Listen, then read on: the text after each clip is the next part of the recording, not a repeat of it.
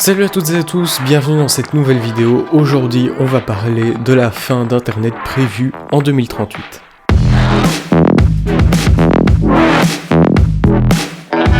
Alors la première question, c'est pourquoi en 2038 y aurait-il une fin à Internet ? Eh bien en 2038, il va se passer la même chose qui s'est passé en 2000, soit le bug de l'an 2000, mais cette fois-ci le bug de l'an 2038.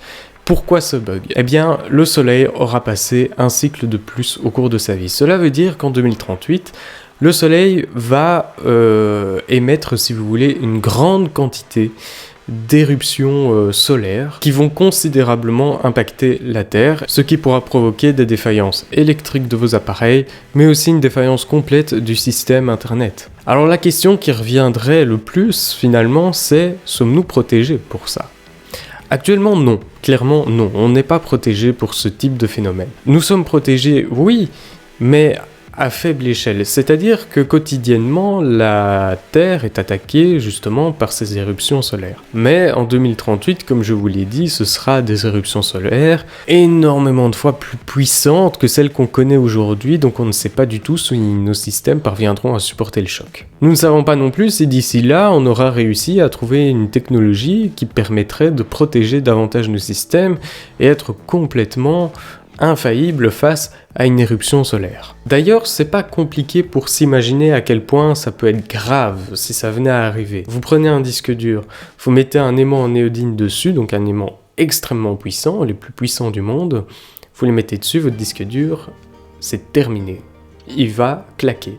Eh bien, c'est ce qui va se passer si on ne trouve pas une solution d'ici 2038. Tous les disques durs, donc tous les serveurs, vont péter, et ce sera la fin d'Internet. Donc voilà pour le résumé. Mais il y a une autre raison qui ferait que d'ici 2038, Internet soit fini. Et on parlerait même de 2034. Et cette fois-ci, cela n'aura rien à voir avec la nature, mais plus par la consommation de l'homme. En fait, ce qui se passe, c'est que Internet, c'est une bibliothèque géante. On va dire ça comme ça, c'est une bibliothèque géante. Sauf que toutes les données qui sont dedans, il faut bien les stocker. Il faut les stocker, il faut les refroidir, il faut de l'électricité, etc., etc.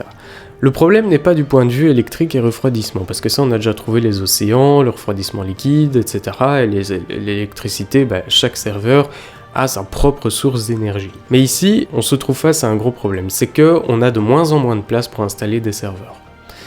Donc ça veut dire que si d'ici 2034 on ne trouve pas de solution pour pouvoir justement stocker davantage de données, en 2034, on aura atteint la taille maximale que peut contenir finalement Internet. Et si on atteint ce maximum, ce sera aussi la fin d'Internet. Mais il y a une solution à ça, enfin, une solution. Je doute qu'elle soit d'application d'ici 2034.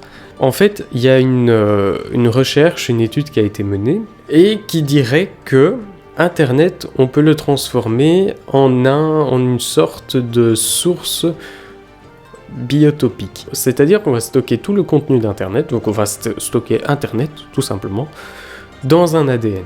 Un ADN, ça peut stocker des milliards d'informations, pour pas dire des trilliards, des quadrilliards, etc. Mais un ADN peut littéralement tout stocker. Et apparemment, la longueur de cet ADN serait de la taille d'une boîte à chaussures. Donc ça veut dire qu'on pourrait stocker tout l'Internet du monde dans une boîte à chaussures. C'est une idée plus qu'ingénieuse, parce que du coup, il ne faudrait pas refroidir ça. Et la capacité de stockage en est presque illimitée, parce que si tout l'Internet actuel tient dans une boîte à chaussures, pensez bien que d'ici 2034, il n'y aura pas eu de grandes sources de données supplémentaires pour que ça prenne la taille d'un immeuble. Le problème, c'est que nous ne sommes pas sûrs aussi que cette idée soit d'application d'ici 2034. Ça va demander énormément de travail, tout simplement parce qu'il faudrait réunir toutes les données d'Internet en un seul et même endroit. Donc ce sera extrêmement compliqué. Mais il y a plusieurs avantages. C'est que déjà l'ADN, il doit ni être refroidi, ni être réchauffé.